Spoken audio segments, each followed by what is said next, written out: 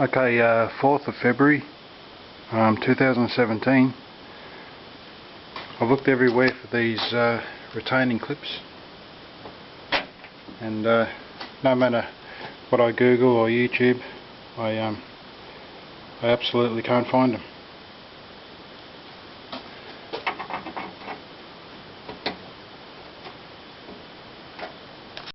So yeah, there's just a slot there and a slot to put the back of it in. Put the back of it in, slide it across, and that's it. Yeah, they work fantastically, but you can't buy them. So what I've done is I've got these little pieces of metal, and I've just drilled 2 holes and riveted them on.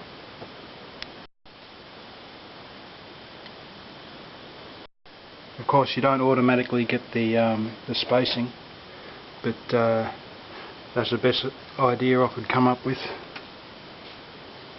The only other idea I could come up with was just to get a piece of dowel and cut a slot in it, and there on either side, but it won't pass through the thin rectangle there.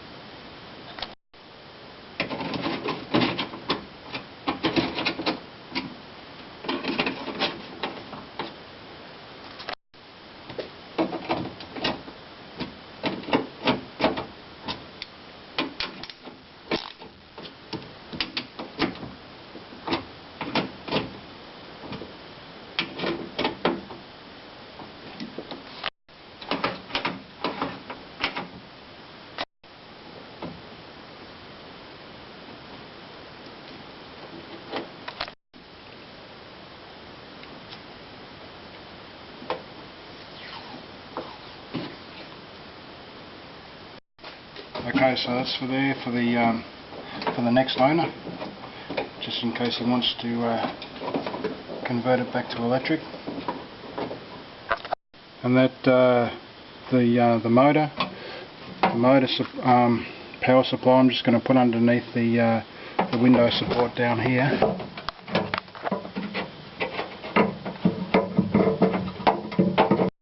Okay, the armrest frame.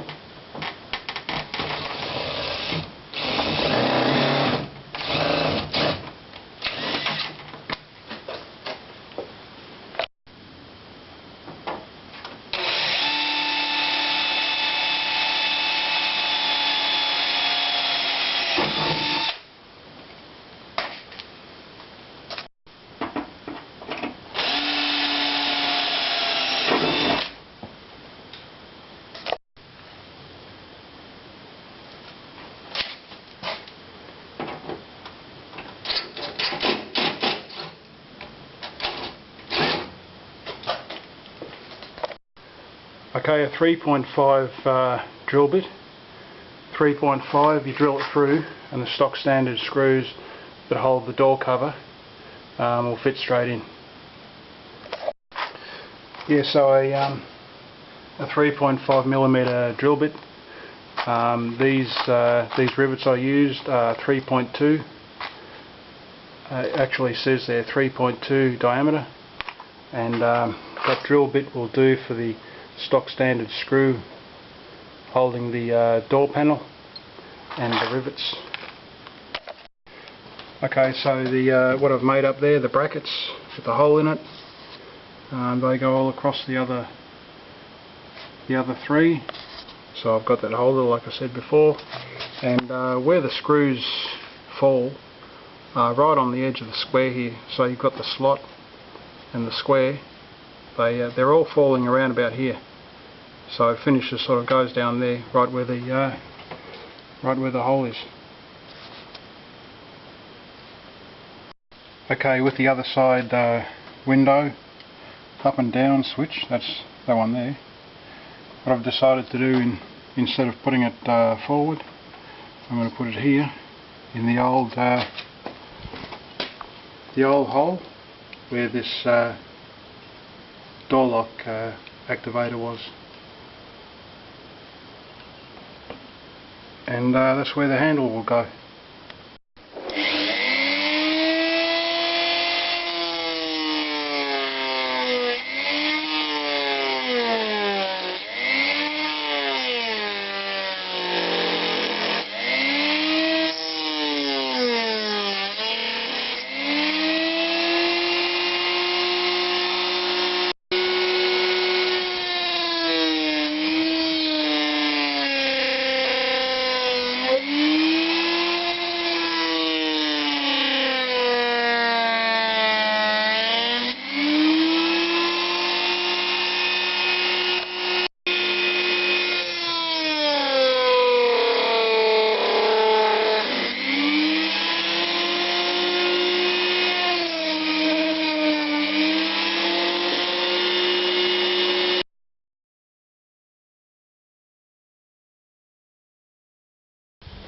Okay folks, there you have it. It's 40.5 degrees Celsius in the shade. 40.5. Don't see that all that often. There's, I mean, it's hot. You know, you could say it's ridiculously hot, but there and again it's not that bad either. Okay, so this car has to be used for work because that car has a fuel pressure you know, problem. So hopefully it'll hold up. I wish it was, you know, 1 or 2 months in the future when more of the more important work's been done. The only thing I can see that has to be done now is for the speedo cable to be hooked up, because if I don't hook it up, oil's probably going to leak out of the gearbox. Okay, so you can see there that that's twisted round, and I don't know what's caused that. You know, it could have been sent down the drag strip or whatever the case may be, but that's what caused the speedo cable to fail. I hope it hasn't been sent down the drag strip. I hope it hasn't been abused. So what I need is this bracket here, and that fixes the cable just down there. Okay, so the bracket faces toward the top, faces towards the joint here.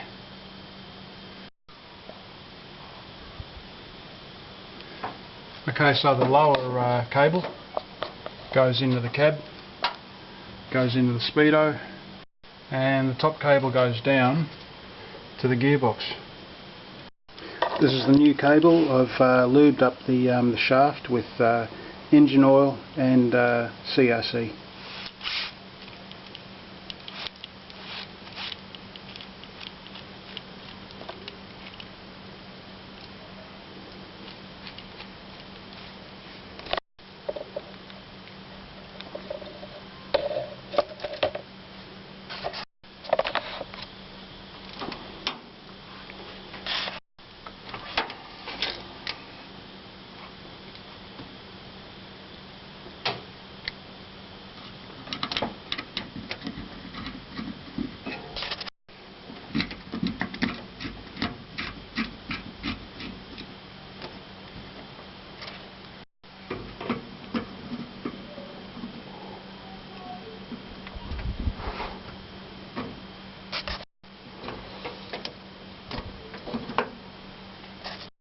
Okay, that's looking from underneath the truck up to where I joined it on the gear converter, and this is the bottom of the engine. So we come across here, and that's the gearbox there, and that there is where it screws onto. I'd like to point out that the handbrake wire actually runs along the bottom of the gearbox. So yeah, that's rather interesting. I mean, it's 40 years old and it hasn't really got any wear underneath. Might be able to demonstrate that just by pulling it down, looking underneath it.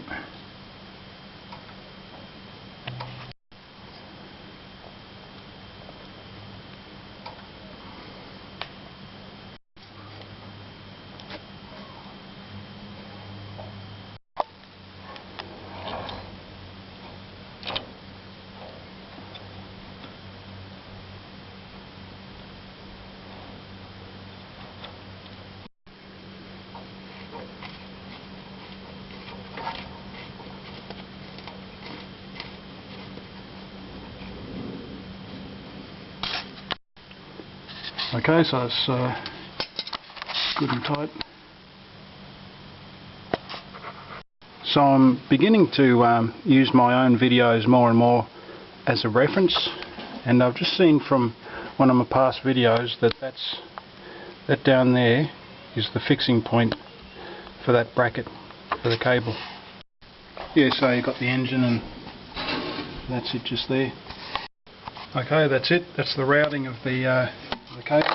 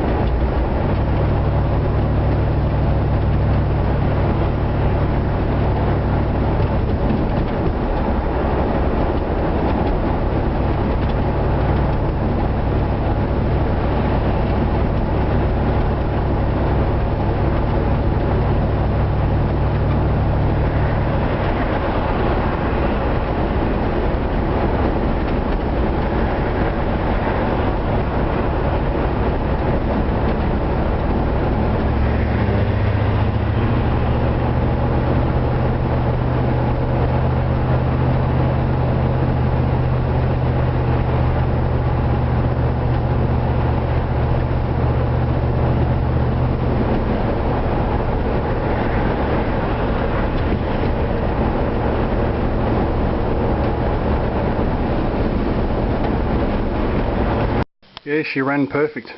Absolutely great.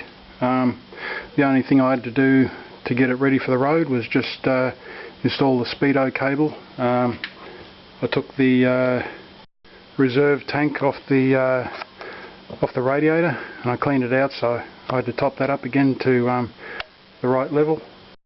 Pump the tyres up to 50 psi, fill up the tank, and yeah, she runs great.